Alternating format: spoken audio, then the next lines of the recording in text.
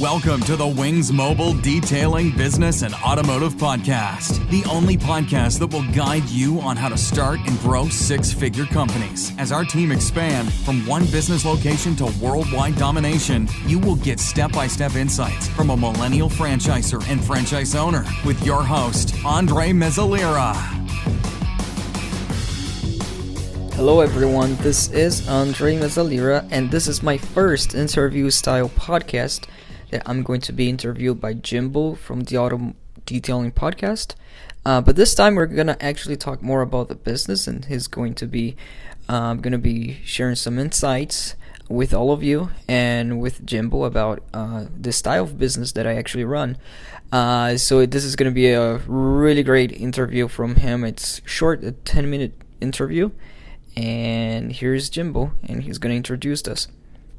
Hey, what's up, everyone? Welcome to this episode of the Auto Detailing Podcast. Super excited for this jam-packed episode. We're going to be talking about business tips, business growth hacks to make detailers more successful. And with us today, we have Andre with Wings Mobile Detailing in Richmond, Virginia. And Andre has a last name that I didn't want to butcher. So, Andre, welcome to the Auto Detailing Podcast. Thank you, Jimbo. Thanks for having me here, man. Of course. And how can you pronounce your last name for everyone? I would say Mezzalira. See, the problem is my tongue doesn't do that. Way. So, yeah, sorry. Yeah, in Italian way, I think they would more say Mezzalira, but it's, okay. Here they spell Mezzalira. Well, I can't even say it at all, and I didn't want to embarrass myself, so I apologize for that. But anyway, you run Wings Mobile Detailing in Richmond, Virginia, and you have some very creative, kind of unique business kind of hacks and growth, and I love bringing on guys like you to the podcast to share that with everyone because everyone has a different flavor, and everyone has a different way that they want to run their business, and different parts of the country and different parts of the world, things work differently. So my kind of feeling is the more ideas I can throw out there, the more people that are listening can kind of pick and choose what they want to try and implement, and what things may work or not work kind of in their neck of the woods. So, but why detailing? How'd you get into detailing? Kind of give us your origin story. Where did it all start for you? How did it start? All that stuff. Awesome, Jimbo. Yeah. So, man, if people ask me about that, and they usually ask me if I love cars, do you love dealing with cars and being around, are you a car enthusiast? That's not me, honestly, man. Although I love the business. I love how this particular business in this industry is. There's a lot of things that apply to any type of business, but mainly this one, the work itself is exciting. It's more of in a happy industry. People call because they want their car to look good, and they are satisfied with the service. Our employees, they're also super happy. So overall, it's a really good, stable, and happy business, I would say. Okay. But when I started detailing, man, the main thing, what I wanted, I definitely didn't want to be in the corporate world. So the main thing that I really did want to be is to grow a business, but I was thinking mainly mobile. That's the one thing. I wanted something that would go to people's homes, so they can come to us, but mainly, we can take advantage of that, inconvenience for people, and can go over there and do their cars over their place. And then my vision was to have a fleet of vans that would go in and out, and I'll manage a fleet of vans. And then with time, it popped in my head, auto detailing. I didn't know a thing about detailing. I washed my dad's car when I was 8 years old with steel wool, so that was really bad. Oh, man. But I learned a lot, Sure, I don't do that anymore. So what was your background then, or where were you working, and how did you find out about detailing? Was it were you working a corporate job, and then you had a detailer that was working in the parking lot, and you saw it as an opportunity? Because you're right. I think and I'm glad to kind of stretch our detailer minds that not everyone enters this field because of passion. Though the vast majority of detailers get started and it's kind of interesting because the vast majority of people who run a detailing business do it because they're super passionate about it. And one thing that I've found out that happens, and I'm that way. I love cleaning cars, right? I'm not a huge car guy per se, but I do enjoy detailing cars, right? But I realized, and what I found out, we're talking hundreds of detailers, probably thousands now, is that sometimes passion gets in the way, right? And a passion for cleaning cars or a passion for cars in general gets in the way of these detailers from running a successful business. And that's kind of the conclusion I came to, and why I wanted to have you on, is that it'll help stretch our detailer minds that not everyone enters this because of a dying passion for cars or whatever, and that's okay, right? A lot of these product brands start because they see an opportunity, right? So, but where did the detailing kind of niche come on your radar then? How did you find out about it? How did you see the opportunity? Right. So, Jimbo, I think the one thing I do remember is watching a video of someone detailing their car.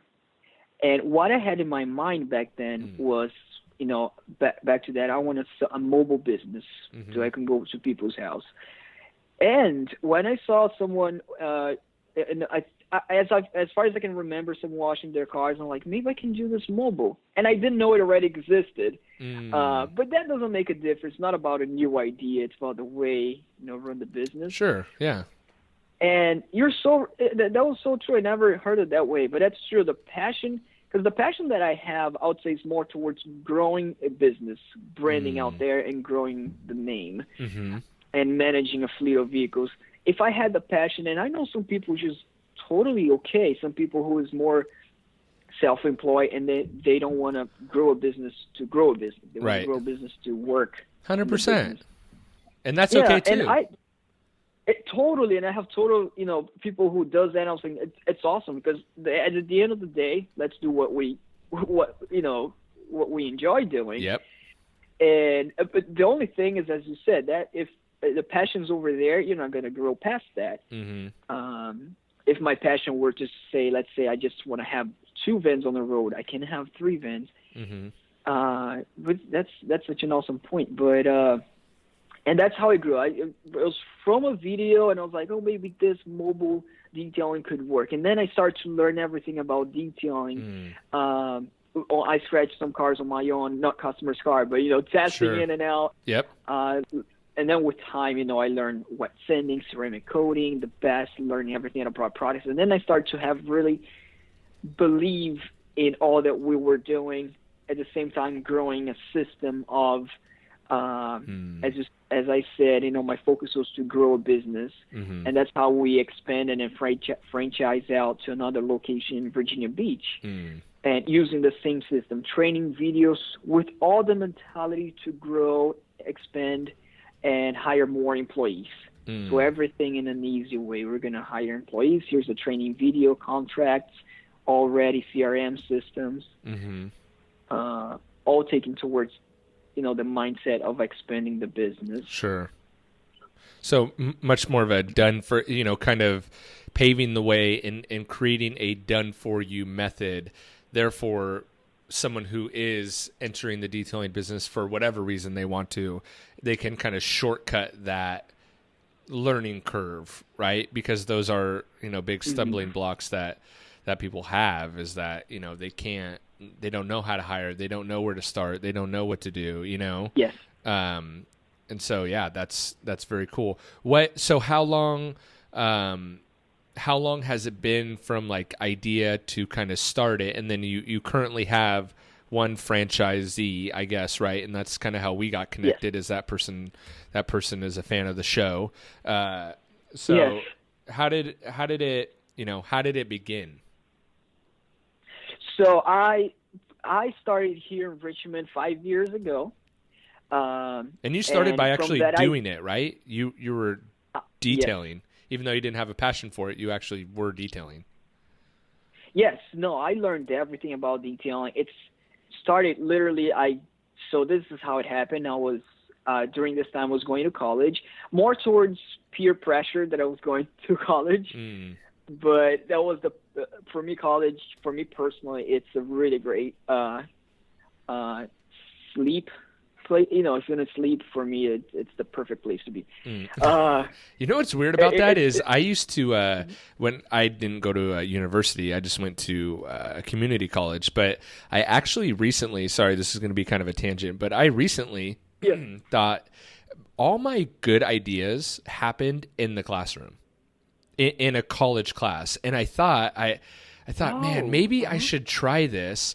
Maybe I should just go sit in on some classes to see if just being in that setting kind of gets my like juices flowing, because I was so bored with what they were talking about that my idea generation I would sketch a lot in class and come up with a lot of ideas, and it's weird. I actually thought about going back to college and just sitting in some classes to just as a simple exercise for idea generation.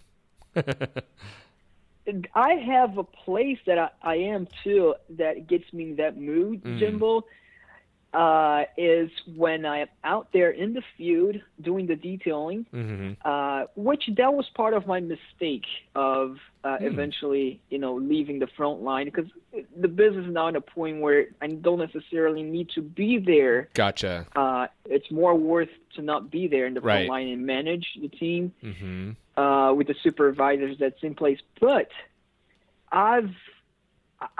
me personally, I feel better, much more motivated, get more ideas when I'm out there and I have listening, not to be biased towards this, but listening, podcasts for people who is growing their business every time. And I'm listening to this. I'm always like, man, I can do this and that. I've always get a lot of ideas. Yep. That's the place. And sometimes working out. Yep. Which is interesting. Yep. That's kind of something that I struggle with currently right now too, is that, and why I kind of made a vow to myself, I'll never stop going and doing customers' cars, because I'm worried about losing that touch, with the client, or keeping your ear to the ground. The hard part, like you said, is it becomes not worth it to go do a car, right? Or to be your time is more valuable spent doing other things, which is a good problem to have. It just is. It's a difficult decision to make. It is. And Jimbo, that's actually the problem. If anybody has an answer for that, that's the problem that I'm having right now, because it makes sense for the business growth for me not to be there, because there's so much things to do, as you know. But for me personally, it's if I go out and come back in the afternoon, I'm killing it. I'm going to do everything, and no procrastination in my mind. I did commit a mistake, though, in the business of leaving the front line, which is being out there a bit too early, and that's when I had forcefully to go back.